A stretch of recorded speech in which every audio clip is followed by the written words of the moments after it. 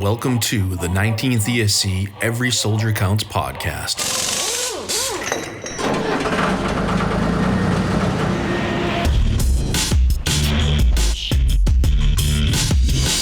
Wherever you find American troops today, you'll find the men of the Transportation Corps. Enough and on time. That's the story we tell you today. The story of the Army Quartermaster Corps. These youthful servicemen are members of the Army's Military Police Corps. One of the most important forces behind the lines, the Army Ordnance Corps.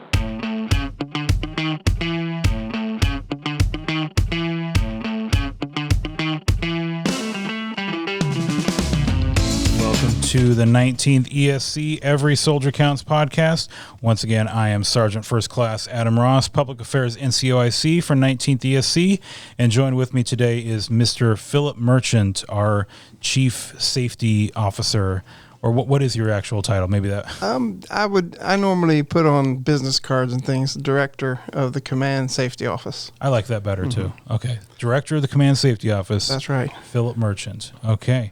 And thanks for joining us today on the podcast. So I was just thinking before we sat down here, it's getting to be the kind of sticky Korea weather, hot and sticky. So yes, with that comes extra dangers, that we got to be mindful of. So what do you think of when you think summer safety? I think we tend to focus a lot on the off-duty summer safety pieces. People going swimming, a lot more travel when, out and about with either family or just, looking at Korea, and tend to really focus on the off-duty hazards. But I think what we tend to run into here is that this is also our busy period for a lot of exercises and, the tasks that we tend to do, which is the RSOI and all those interesting acronyms that I try and keep up with.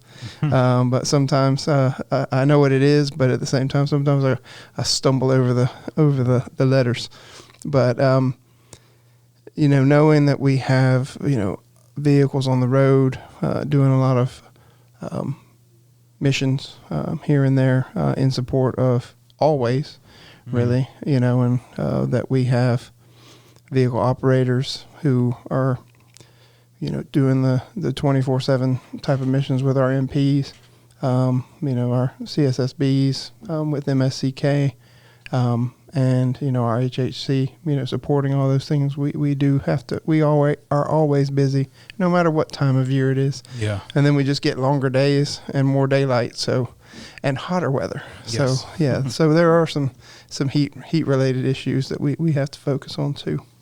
So what are some easy fixes or just common precautions you can take to prevent any kind of accidents like that in the summer? I mean, I think the key ones, if you're swimming, always try and swim somewhere where there are lifeguards. Years ago, we were stationed in Okinawa, and every which way you went, there was a beach. And sometimes they were isolated, and sometimes people liked that. They wanted to go to that isolated beach. But, it's amazing how quickly people can get into distress when they're in the water. And then, you kind of add in the good feelings of being out and about in the summer, warm weather and barbecues and beers here and there. And the fun times can sometimes sort of erode our awareness a lot. Mm-hmm. So it's really just keeping focused on, what you're doing, using those risk management tools that we use at work all the time. And kind of trying to apply those on those off-duty situations. So, make sure if you're going swimming, make sure there's a lifeguard. Check the water really before you, look before you leap, as it were. What about for people who maybe this is their first summer in Korea and they haven't experienced this kind of heat and humidity before? Like, is there anything different they need to keep in mind if they're going to go out and enjoy themselves? I think just make sure to watch. Really just watch the weather. It does turn. Sometimes it'll go from hot to cold. So you go out expecting it's going to be sunny all day, and then the next thing you know, some dismal, cloudy weather has blown in, and it's gone from 100, well, not 100 degrees yet, but high summer we'll probably be sitting at 100, and then it'll drop down to like today 70. And once you get wet and windy and cold, that can change your environment real quick. So, but when it's hot and sunny, just always making sure, sound like an old infantryman, but drink water. Drink water. Right. That's right. Take a knee. Get in the shade and don't overwork yourself. Having a good time, just like you would at work. Absolutely. And what about like animal safety with pets? Things people have to remember.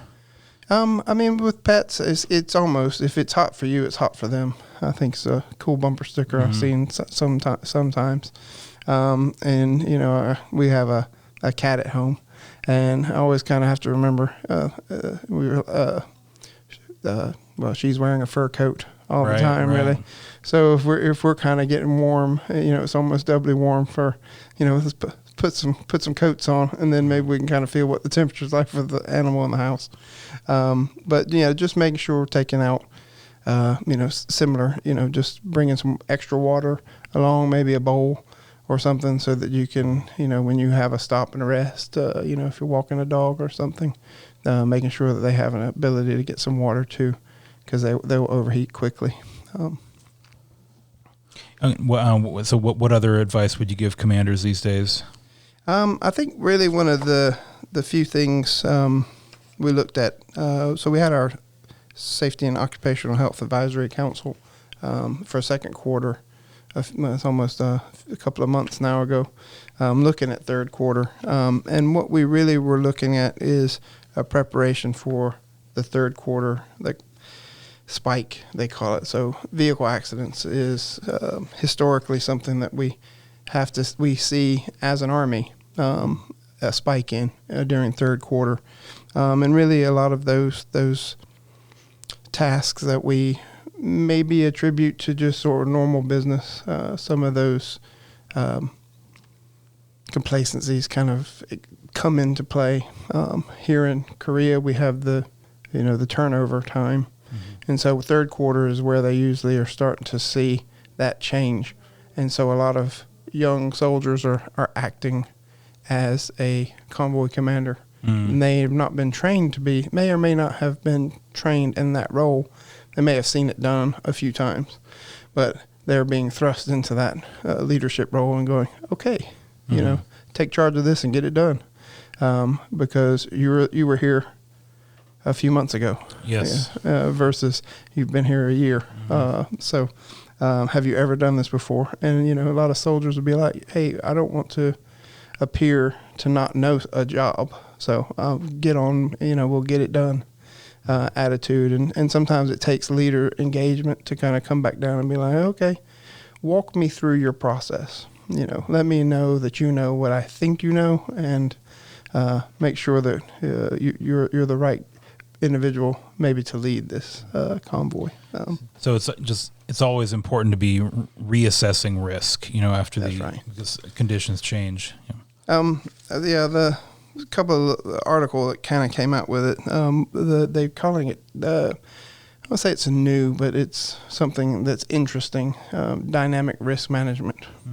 So not only focusing on the deliberate risk management process that we do before we do a thing, but as we're going through it and as we are running a couple of iterations of it, rechecking it, looking back over it, coming back in, like you said, reassessing risk, and making sure that what we're seeing and what we're looking for is the right things, or what could impact the mission. So don't think of it as just that worksheet you do before a mission, like a week before a mission. I'm nodding my head. Yeah. Yeah, it's just always going, basically. Right, yeah. There was another one, was real-time risk management was another one we kind of looked at in the interim. So, deliberate's always going, or happens before planned. We thought about it. We've done it. We've done this before. We see it. And then real time is what the supervisor, squad leader, the convoy commander is actually facing and what he's seeing. If it's a vehicle that's breaking down, assessing that risk, or if there's a road construction, or let's see a lot of that around here.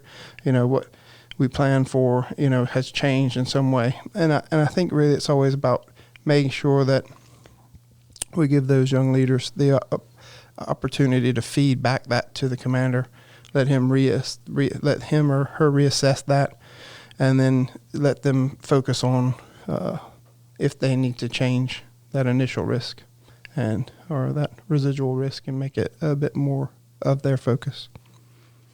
And what other resources are there for leaders out there in making sure they're taking the right steps for these summer missions? Fortunately, there's always the CRC, so the U.S. Army Combat Readiness Center. They've really upped their game this year, where they've actually sort of focused on some of these quarterly spikes and kind of got back into this business of seasonal safety. They'd kind of moved away from it a few years ago to kind of be like, okay, well, spring and summer, fall and winter, we see it oftentimes. And then also the 8th Army safety site. But then, of course, me. Yeah. And so, I always ask them, make sure that if you can go through your additional duty safety officer at the unit level and then through the battalion level.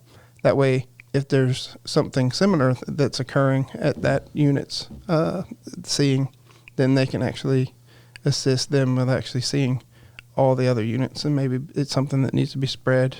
It's that one person puts their hand, that one person that asked that question that everybody wants to know the answer to, that they were also thinking that, but actually putting their hand up and actually doing it, and everybody's like, oh yeah, I was thinking about that, but I didn't want to ask that question in front of the group, type of thing. So, and what other kind of things we're also doing a lot of PCSs this season, and families getting ready to move. Are there any kind of hazards involved with that too? I think really, excuse me, with the PCS season, it is about making sure that you use that planning process. We've done it a few times ourselves, but really it's making sure that we don't get impatient, I guess would be a good word. I've got 4 weeks left here. I need to see everything. The pandemic was stopped me, so everybody just we're going to do this massive road trip from Seoul down to Busan and everywhere else, and just drag in at the last minute and be like, I saw everything, and so just making some time to plan those things out. With the packing process, sort of just making sure that, chemicals and medicines and things like that are, kept out of because, you're upsetting your life and jamming it all into boxes again, probably labeling things and making sure that, what it is and like good neighbors, making sure we're disposing of it correctly, right. And not just leaving it for someone else to deal with at a later date. I think too. And just in the normal routine things, know your limitations. It's your lower back is a very sensitive area, as we all can attest to as we get older. And have dealt with military things all our lives. It seems like it's just the easy lift, but you do it repetitively over time, and the next thing you know, you're like, hey, my back is sore, or that's that pinch. What is that pinch? So just being mindful of that, and kind of always like if you need some assistance, there's always a buddy to call, who usually rush to your aid, right? Especially if you give them an offer like, "Hey, how about some dinner or some beverages or something." And so, before we go, want to get your background too. So, how do you get into Army safety like you did? Mine was an interesting routine, I guess. So I came in as an infantry lieutenant. did the normal routine piece, which was at some point, hey, you're range safety. Go to the range safety class. And then, also because you're range safety, go to the SOC 40 course, or the safety officer 40-hour course. So that was really my first introduction to Army safety. Some years went by. Ended up as I went ahead and ETS'd after a few years with the infantry. I'm a bigger guy, so I tried to keep up for as many years as I could, but it just didn't work out in the same way that I wanted to. I was also mechanized, so I looked funny coming out of the top of a Bradley, especially when I had full battle rattle on. You know, it was I had to squeeze out as it were. Like, hang it, why we got to wait for the lieutenant? He's coming. Just give him a few more minutes. But I got back in through as a contractor at Fort Rucker for range safety. And then that kind of pinpointed me in a little bit more of a subject matter expertise level of, okay, I can blend some of these risk assessment pieces.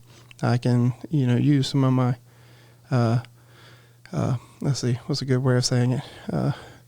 Devious history as an infantry lieutenant, who sometimes did it before we thought about it, and rushed the process sometimes, and kind of lean on some of those experiences. I remember I introduced myself to a group of this is before we came here. I was at the installation Fort Gordon, and I introduced myself to all the senior commanders with, "Don't be afraid to ask me anything. I've seen it, done it, or been a part of some of the not worst things, but some sketchy items. So it won't surprise me. So please use me as a resource." And that always gets a chuckle. But and then when I think it was 2015, I had my first sustainment experience. So I was the safety manager for the 16th Sustainment Brigade in Baumholder, Germany. Oh, okay. And that was eye-opening for me as an ex-lieutenant to actually understand where water came from, and MREs didn't magically appear. Mm-hmm. But it provided an interesting aspect to me that I hadn't expected before, which is that sustainers work all the time. It never stops. And the interesting thing that happens with sustainment is you have to keep, an infantryman, okay, trained to go and take the hill. Okay, we did that. We practice it, and we come back, we reset, we try it again.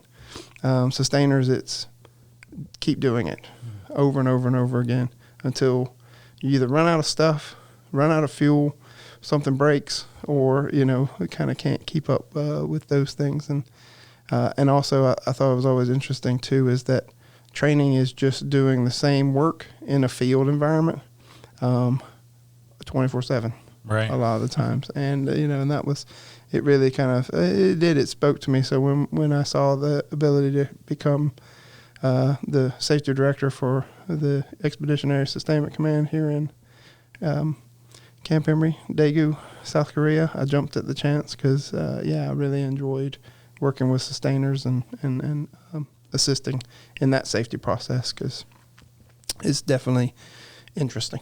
We're going to thank you for coming on, right, Mr. Merchant, and hope everyone has a safe summer.